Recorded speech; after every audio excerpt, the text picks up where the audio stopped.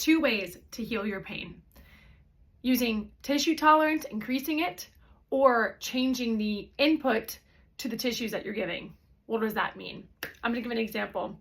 I broke my ankle last year playing soccer. A guy on the co-ed team kicked me so hard at the very end of the game that he gave me a stress fracture in my left fibula bone.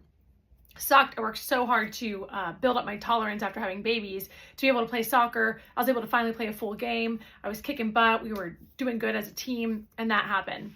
But I want to talk about that as an example because there's two ways in which I help to calm my pain down.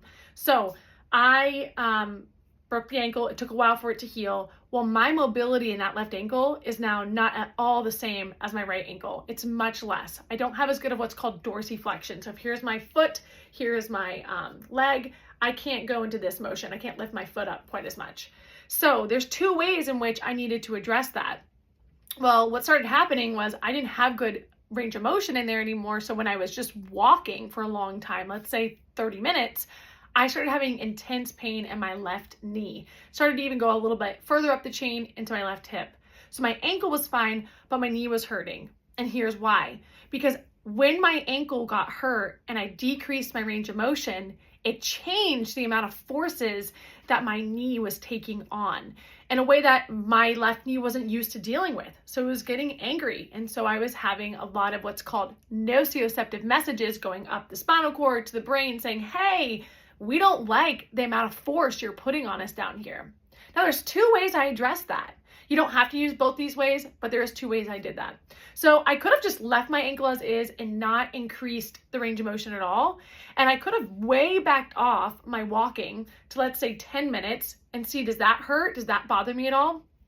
If the answer was no, which it was no, I could have then slowly every week increased by about 10, maybe even 20%. Depends on how your body's handling it, but a 10 to 20% increase each week. I could have actually allowed for that left knee to tolerate that new stress that was then being placed on it that it wasn't used to dealing with. And it would have been fine. I would have been able to walk and not deal with any pain. I really could have done that. I didn't want to only handle it that way because the reason my knee didn't need to be handling this new way of the force impact from my ankle having less mobility. I could change something. I could change the mobility of my left ankle. So what I started doing was I really started intensely stretching and doing mobs on my left ankle. So that way I could get it closer to what it was before I injured myself. By doing that, I made the forces on my left knee similar to what it was used to dealing with before I was injured. Well, I had a high tissue tolerance for that. My knee's been used to doing that for a long time. So that's what I did. I really mobilized my knee. I really mobilized my ankle. I stretched it a lot and I increased my range of motion. Let me tell you though, it is not even close to what it used to be, and it's not ever going to be close to what my right ankle is. There's, tissue pathology there. I hurt myself, but that's okay. The body is so incredible. It's so adaptable. I don't have to be perfectly balanced. I don't have to go back to my old version of myself.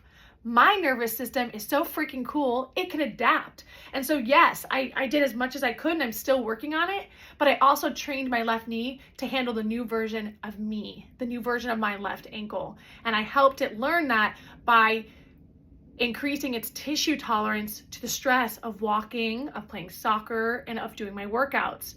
Well, how did I do that? I had to back off a little bit with what I was doing for my walks, my runs, my strength training. I just slowly build back up, listening intuitively to my body of how much I can push it to where I'm not over pushing it, but I'm making it adapt. I'm increasing the tissue tolerance so that way my nerves are happy and I'm not pissing off my tissues all the time. Anyways, that's a little advice. If you have any questions on exactly what I mean when I go over this, please comment below. I'd love to talk more about this concept.